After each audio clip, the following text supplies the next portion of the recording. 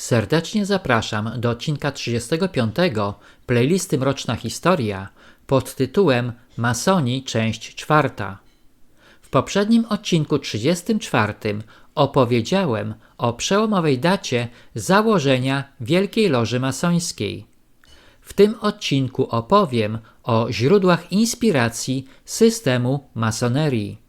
Duża grupa masonów uznaje tylko jedno źródło inspiracji dla systemu, które obecnie znamy jako wolnomularstwo. Uznają oni zarówno element spekulacyjny, jak i oparty na gildiach budowniczych powstałych w Anglii i zainspirowanych rzymskimi kolegiami.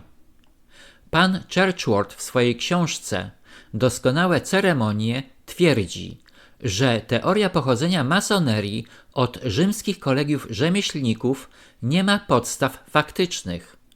Masoneria jest i zawsze była eschatologią, czego dowodem są jej znaki, symbole słowa i rytuały. Dla wyjaśnienia, termin eschatologia pochodzi od słów greckich i dosłownie oznacza naukę ostateczną. Terminem tym określa się doktrynę dotyczącą ostatecznego przeznaczenia świata, ludzkości i człowieka. Jest ona w sposób szczególny związana z judaizmem, chrześcijaństwem i islamem. W doktrynie tej zawarte są podstawy z zakresu wiary religijnej w sprawy związane ze śmiercią, końcem świata, a w doktrynach chrześcijańskich z powrotem Chrystusa, sądem ostatecznym, nieśmiertelnością duszy, erą mesjańską i zmartwychwstaniem umarłych. Pan Churchward nie wyjaśnia, w jaki sposób ta eschatologia dotarła do pracujących masonów i jeżeli, jak twierdzi, wywodzi się z Egiptu, Asyrii, Indii i Persji, dlaczego nie zawiera żadnych śladów czy znaków z tych krajów? W dekoracjach loży można odnaleźć ślady sabeizmu. Krótkie wzmianki o tajemnicach Egiptu i Fenicji. W rytuale i instrukcjach poszczególnych stopni rzemiosła można odnaleźć wzmianki o tajemnych naukach Pitagorasa, Euklidesa i Platona. Jednakże w formie, w jaką ta starożytna tradycja została ubrana, używana frazeologia i hasła nie są ani egipskie, ani chaldejskie, ani greckie, ani perskie, ale judaistyczne. Dla wyjaśnienia, sabeizm był kultem gwiazd u przedislamskich Arabów i ludów z obszarów starożytnego Bliskiego Wschodu. Nazwa została wzięta od plemion sabejskich, Sabejczycy lub ludy Saba, które zamieszkiwały południowo-wschodnią Arabię. Sabianie są tajemniczą grupą religijną wymienioną trzykrotnie w Koranie. Ich pierwotną tożsamość nazwano nierozwiązanym problemem Koranu. Współcześni uczeni identyfikują ich jako Mandejczyków, Manichejczyków, Sabajczyków, Elchasajtów, Archontów lub gnostyków i sekciarzy wyznających astralną religię Haranu.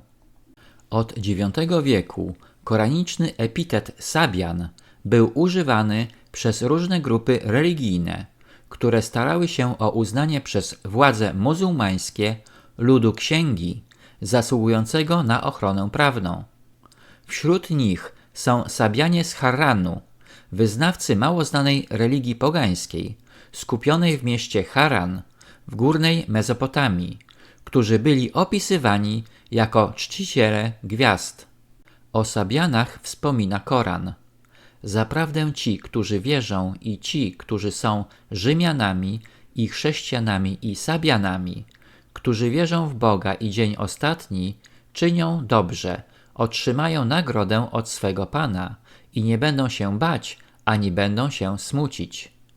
Obecnie w Iraku i Iranie nazwa Sabian jest zwykle stosowana w odniesieniu do Mandejczyków, nowoczesnej grupy etniczno-religijnej, która podąża za naukami swojego proroka Jana Chrzciciela.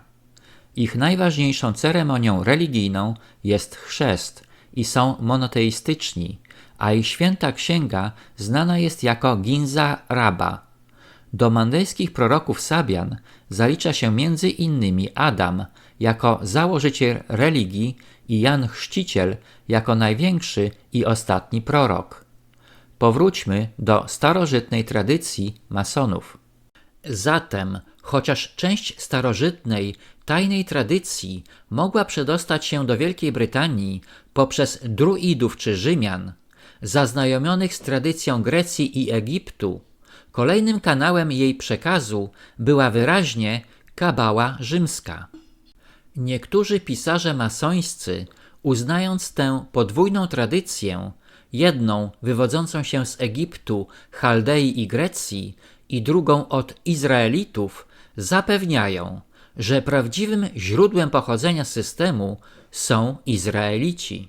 Wskazują oni na jej pochodzenie od Adama, Noego, Henocha i Abrahama i dalej poprzez Mojżesza, Dawida i Salomona.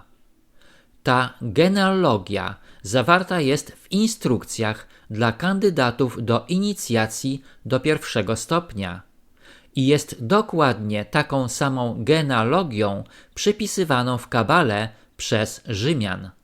Co więcej, współczesna masoneria jest całkowicie zbudowana na legendach salomońskich czy raczej hiramicznych. Dla wyjaśnienia, termin hiramiczny pochodzi od Hirama Abifa, przedstawianego jako głównego architekta świątyni króla Salomona. Hiram został zamordowany w świątyni przez 3 bandytów, którym nie chciał przekazać sekretów mistrza masońskiego. Hiram jest centralną postacią legendy przedstawianej wszystkim kandydatom na 3. stopień masoński. No cóż, chociaż genealogia masońska jest bardzo skomplikowana, to przebija się w niej niewątpliwie jeden istotny wątek, a mianowicie wpływ Izraelitów i Kabały. Dziękuję za wsparcie mojego kanału przez Buy Coffee 2, link pod filmem. Na tym zakończę odcinek 35, w którym opowiedziałem o najistotniejszych źródłach inspiracji systemu masonerii. Serdecznie zapraszam do odcinka 36 pod tytułem Masoni, część 5.